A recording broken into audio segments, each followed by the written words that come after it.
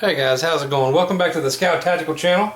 Tonight another knife review, and of course, if you've been watching the videos, you know good and well that Sog, one of my favorite brands. So I'm doing a mid-size knife tonight. Last week we did the Sog Growl, which was a smaller knife. In the past I've done some of their bigger knives. I own most of their bigger knives. You know, most of the ones I own are their bigger knives. But I really don't consider myself a mid-size knife guy. But I've kind of grown to love them. I now have a couple of them, like the Sog Northwest Ranger. This is the Sog Ops, the purpose of this video tonight, the topic. And I have a couple of more, like the Seal Pup Elite, some of their mid-size knives. And you know what? I hate to admit it, because they're not cool like Rambo, but they're pretty useful. These are tools. Knives are tools. Now, I think they're cool to look at. They're fun to use. I use them in the hunting world. I use them in the tactical world. And everything in between. But realistically, for example, being outdoors camping or hunting or something like that, you get a lot of use out of a knife versus how often do you use your knife that's on your cool LBE vest. Well, I'm a police officer, so I do have a vest, but you don't always use your knife. Maybe for seat belts, maybe for you know, cutting some cords, something like that. But in most cases, it's always, even though it's capable of defense, and the most common use for a knife is more everyday tasks, and I think you guys will agree. Although the same can be said for most tactical gear, a lot of times you end up using it for everyday use, like your lights and all that good stuff. So the Sog Ops is no exception. This is a great everyday knife for all kinds of chores. At home, in camp, in a tactical role, in an LE role, in a military role. So I like the knife. Number one, it's priced pretty dang good. Sometimes knives get pretty high and people start getting crazy with them. You know, $200 or $300, $400 or $500. That's a lot for a knife, especially one that you're going to use all the time. And if you're a collector, that's different. This knife, a quick check at eBay tonight, January 2013, shows $60 to $80 on eBay, $60 to $80 on Amazon. So that's a pretty going rate. The satin blade, which is an option, is about $60. The black ones seem to be going about $20 more. I don't know why the black ones hold such a premium on the Sogs, but just so you know, dealer cost is normally within $5, so I don't know why the black ones are always a little more. But the Sog Ops. So we have a 9.5 inch overall length on the knife. The blade is 4.85. It's made of Aus-8, which most of the Sogs are these days. The logo is clearly there on the blades, Sog Ops, which I like. Unfortunately, it's made in Taiwan, right there. But a lot of the Sogs are. My older ones are Japan, the newer ones Taiwan. Here's one cool thing about the knife. Look at the shape of the blade. Right? It's a drop point blade, so that makes it pretty useful. It has this real cool kind of curve right here. If you can pick up on that. See that curve? Pretty neat. And a huge divot right there that's for your thumb. This is for the jimping. If you're watching Nothing Fancy's video, he's always talking about the jimping, and that's what that is. That's the checkering on top of the blade that gives you some traction when you put your finger up there or when you put your thumb up there. It makes it real useful. And this one has a great area because you really feel like you can use it. So far I've used this knife for cutting cord, cutting rope. I tried it on a deer. It's not the greatest skinner because of the curve of the blade right there. And the drop point to me is never a great skinner. The more upswept blade of maybe a clip point or some of the other shapes is a little better skinner. But it can do the job. I will say it holds its edge real well, but it's not so hard that you can't sharpen it. This thing is listed as a 58 Rockwell hardness, which is great. The 60 stuff and the 62s tend to be the stoutest knives, but they're harder to sharpen. And in the 54s and 56s, real easy to sharpen, but they tend to lose their edge, in my opinion, quicker because they're softer metal. So Aus-8 at a 58 Rockwell hardness, kind of the going combination today for a lot of manufacturers. Cold Steel is doing a lot of that, and Sog is too. So on the blade, don't let me forget, but I was going to tell you the thickness is 0.19.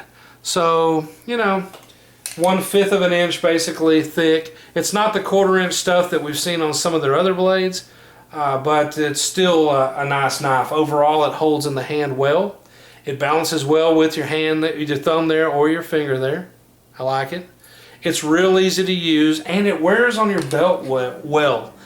I don't know if you guys are wearing a lot of these knives, or if maybe you just have them in your hunting pack, but I can tell you the long knives with the long sheath, and I'm basically talking 6 to 7.5 inch stuff like the SEAL Team Elite, the Force, things like that. Those are real cool knives, and I've worn a SEAL Team Elite. I used one for 2.5 years straight on hunting, and I hunt a lot. But they stick down so far that they interfere with your ATV seat or your chair or your when you kneel down or whatever, or your jacket. They're always kind of in the way on the length in the sheath. Now that's not the end of the world, but I'm telling you that the more compact 5-inch, which this was 4.85 inch blade, very nice, very nice. It seems to be a real good balance between too small or utility only and super big, ultra tactical only. This can be tactical, in my opinion, a tactical, an everyday use knife, a camp knife, a hunting knife, somewhat of a skinning knife, and a game knife, all things in between. I like the old school craton handle. I like it better than some of the newer stuff Sog is trying. This is kind of tried and true for me. From a sheath perspective, and you see the sheath, this is Kydex. I like their nylon sheaths, but I realize that I'm the minority. A lot of guys like Kydex sheaths. I don't dislike Kydex sheaths, but I just think that the nylon's my favorite because it's a little quieter.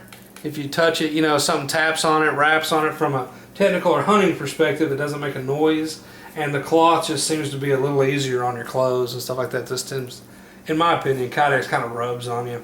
But I like Kydex. This one's made really well, and if you'll remember the Sog Growl review that I did a couple weeks ago, it has the 4 bolts here so that you can take the back piece off. You're just left with this front portion. See the back? See this seam right here? And I mentioned on the Growl it was like an upper and a lower on an AR. If you take this off, then you'll still have the retention of the top, and you can lash this with the points to your pack or your whatever, your LBE or what have you. So it's not necessarily MOLLE compatible, but it is if you lash it on. It doesn't have PALS webbing straps or MOLLE straps built in, but it's lashable. It's doable. Has the standard new Velcro and snap up here, which the Growl also has. Some of the older knives don't have that. And then it has that expandable belt loop, so you can make it a little longer if you want to, or cinch it on up for a normal height. All in all, I like the knife. 60 to 80 bucks, it's a great value. It feels great in the hand. It's very usable, it holds a great edge, and it's durable. You see all the stuff I've cut with this thing, and it's still a black blade. I like that. I don't like some of the blades that instantly wear the finish off. I know some of, eventually you'll wear them all off. My SEAL Team Elite's looking pretty poor at this point because I've whacked with it so much, but I like them to at least be a little durable. So, a couple of competitive options. I just mentioned it, the Growl that I did a couple weeks ago. See the size difference? Right, the Growl's running this 3.5 inch real fat blade with this worn style edge, Tonto edge. Totally different grips, but the same sheath. So there's one, and then to show you a big knife, there it is, the Sog Force. I haven't done this, but I've shown it in a couple videos so far as comparisons, so I promise you I'm going to get to it. The Force is a 6-inch blade, so you can see the difference. Also black, also AUS 8.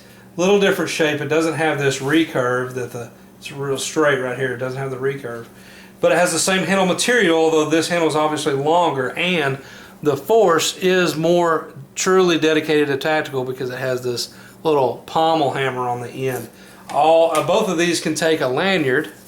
Scoot that up a little bit. Lanyard hole and a lanyard hole on the Ops, but of course the Growl didn't have one. So 3 options there, basically just to show you the size comparison. I think that this would be great in a defensive role as well. That's a great sharp tip on that blade, right? So it'd be really good for stabbing in a defensive situation. Of course, I'm not promoting an offensive situation to civilians, but if you can see the edge there on my hand, good shape.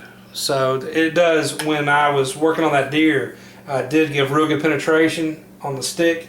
So I think it would be great from a defensive standpoint. Plus, if you're thinking about an EDC roll with this knife, you got to remember, man, you pull out something with a 5-inch blade, nearly 4.85-inch blade, to defend yourself, and I'm not talking guns here, I'm just talking a knife, it's going to be pretty formidable. It's going to make the other guy think twice, if nothing else. Plus, it will do the job if you unfortunately have to use it in that role.